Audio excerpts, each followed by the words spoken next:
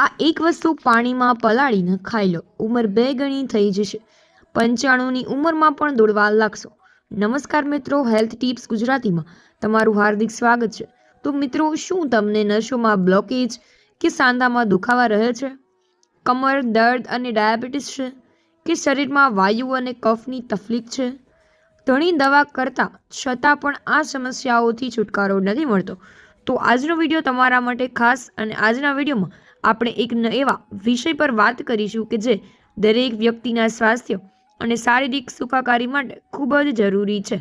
અને આપણા શરીરમાં રહેલી પાતળી નસો કે જેને નર્વસ પણ કહેવાય છે, અને તે શરીરના દરેક નાના મોટા કામને સરળતાથી અને યોગ્ય રીતે કરવામાં મદદ કરે છે.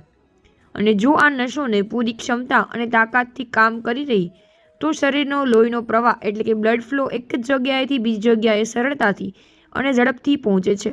અને આ નસોની ક્ષમતા થોડી પણ ઘટવા દેતા નથી. અને તેમાં કોઈ ગડબડ થાય તો લોહીનો પ્રવાહ ધીમો પડી જાય છે.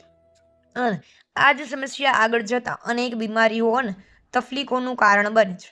તો આજે હું તમને એક એવો ઘરેલું અને અસરકારક ઉપાય જણાવીશ કે જે તમારી નસોને ફરીથી શક્તિશાળી અને મજબૂત અને સક્રિય બનાવવામાં મદદ કરશે.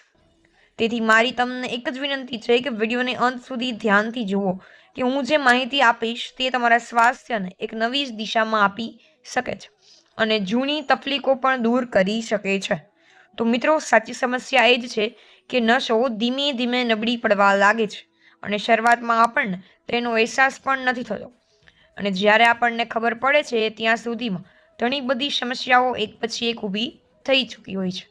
તો કોઈને પણ પગ કે હાથની નસોમાં દુખાવા રહે છે, કોઈને બળતરા થાય છે, કોઈને શૂન્યતાની પરેશાની છે, ઘણા લોકોને કળતર કે ઝંઝણાટીનો અનુભવ થાય છે. તો મેડિકલ ભાષામાં આપણે આવા દુખાવોને નર્વ પેઇન કહેવામાં આવે છે. તો હું તમને વિગતવાર જણાવીશ કે નર્વ પેઇન કેમ થાય છે, નસોમાં બ્લોકેજ કેમ આવે છે, અને આ બ્લોકેજને આપણે દવા વગર પણ માત્ર ઘરેલું અને કુદરતી ઉપચારથી કેવી રીતે દૂર કરી શકીએ. તો મિત્રો, વિડીયોમાં આગળ વધતા પહેલા તમને એક નાની વિનંતી છે કે જો તમને વિડીયો ઉપયોગી લાગે છે અને તમને લાગતું હોય કે આ માહિતીથી કોઈને પણ લાભ થઈ શકે, તો કૃપા કરીને વિડીયોને લાઇક કરજો અને તમારા દરેક સોશિયલ મીડિયા પ્લેટફોર્મ પર શેર કરજો અને તમારી ચેનલને સબસ્ક્રાઇબ કરજો. અને મિત્રો, સૌથી પહેલા એ સમજવું જરૂરી છે કે નસો નબળી કેમ થાય છે. તો કે ડાયાબિટીસ જ્યારે શરીરમાં બ્લડ શુગર લેવલ વધી જાય છે, ત્યારે તેની સીધી અસર નસો પર પડે છે અને તે ધીમે ધીમે નબળી પડવા લાગે છે.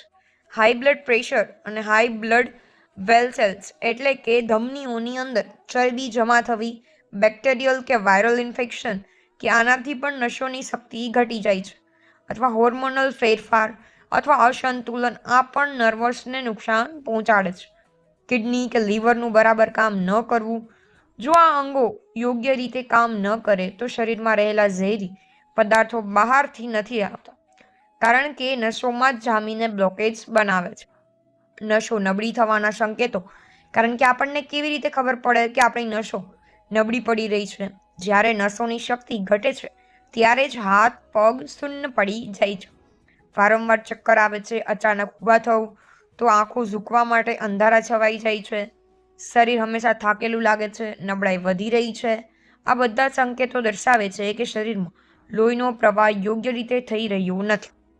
આ ઉપરાંત શરીરના જુદા જુદા ભાગોમાં સતત દુખાવા થવા, વારંવાર પરસેવો થવો, બ્લડ પ્રેશરનું ઉપર નીચે થવું પણ તેના લક્ષણો જ છે કે પેટ સાથે સંબંધિત સમસ્યાઓ જેવી કે ગેસ, અપચો, ભૂખ ન લાગવી આનાથી જોડાયેલી છે. કે ધીમે ધીમે યાદશક્તિ નબળી પડે છે, ઊંઘ અધૂરી રહે છે, લોહીની ઉણપ થાય છે, અને અન્ય હૃદયના ધબકારા સામાન્ય કરતાં ઝડપી થઈ જાય છે. મિત્રો, એવું ન માનશો કે આનો ઉપાય માત્ર દવાઓથી જ શક્ય છે. અને એવું પણ બિલકુલ નથી કે જો આપણે કેટલીક ખાસ ઘરેલું વસ્તુઓનો આપણા આહારમાં જો સામેલ કરીએ છીએ, તો જીવનશૈલીમાં થોડો ફેરફાર કરીએ તો સમસ્યાને મૂળમાંથી ખતમ કરી શકાય છે. તો આ સાથે કેટલાક સરળ યોગાસનો અને પ્રાણાયામ છે કે જે નસોની નબળાઈ અને બ્લોકેજને ધીમે ધીમે દૂર કરી દે છે. અને એક વાતનું ધ્યાન રાખવું કે જ્યાં દુખાવો હોય ત્યાં વધારે દબાણ આપીને માલિશ ન કરવી, નહીતર સોજો વધી શકે છે. અને જો હાથ કે પગમાં દુખાવો હોય તો બરફથી કે હૂંફથી શેક કરવો, સૌથી સારો ઉપાય છે. આનાથી તરત જ રાહત મળે છે. સાથે જ તમને પ્રાણાયામ અને અનુલોમ વિલોમ પણ અવશ્ય કરવા, કારણ કે આ નર્વસ સિસ્ટમને તાકાત આપે છે અને દુખાવાને ધીમે ધીમે ઓછો પણ કરે છે. નસોના બ્લોકેજ માટેનો ખાસ ઉપાય.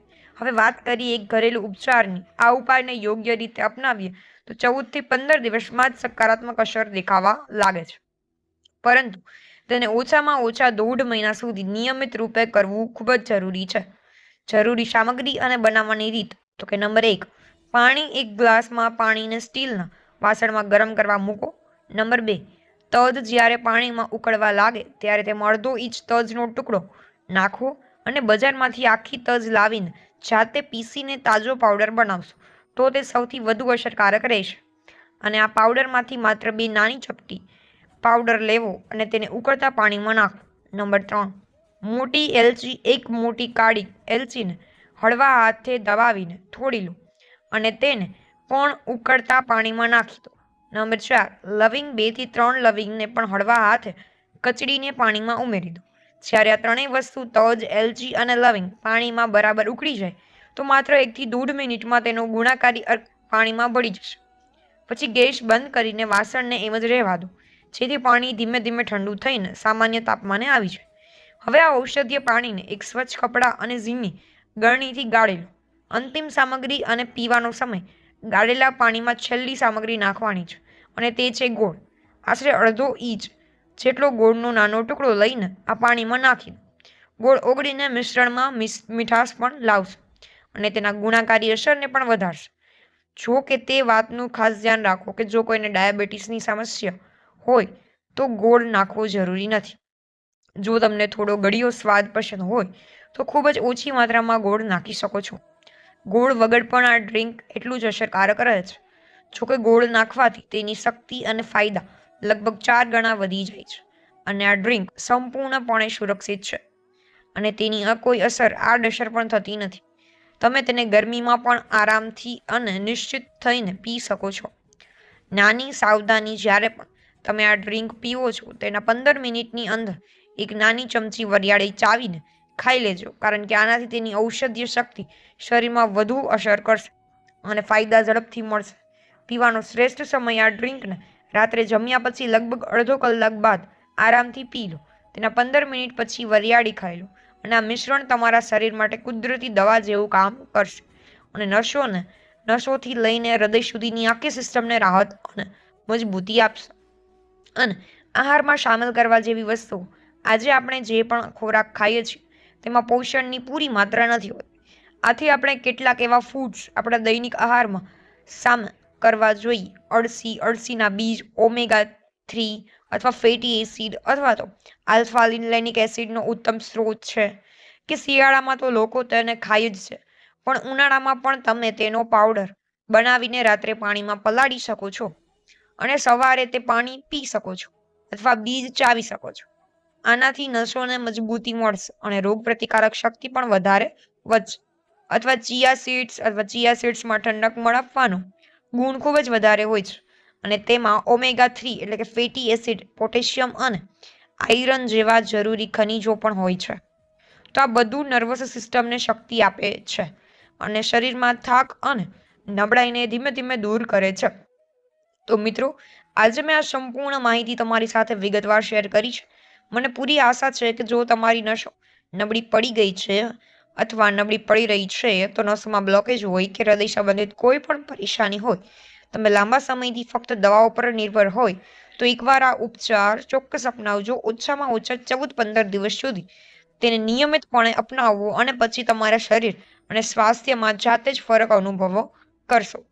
તો મિત્રો, જો તમને આ વિડીયો ગમ્યો હોય તો વિડીયોને લાઇક, શેર કરવાનું ભૂલતા નહીં અને જો તમે ચેનલ પર નવા હોય તો ચેનલને સબસ્ક્રાઇબ કરવાનું ભૂલતા નહીં, જેથી કરીને તમને આવા જ વિડીયોની લિંક આપ સૌને મળતી રહેશે.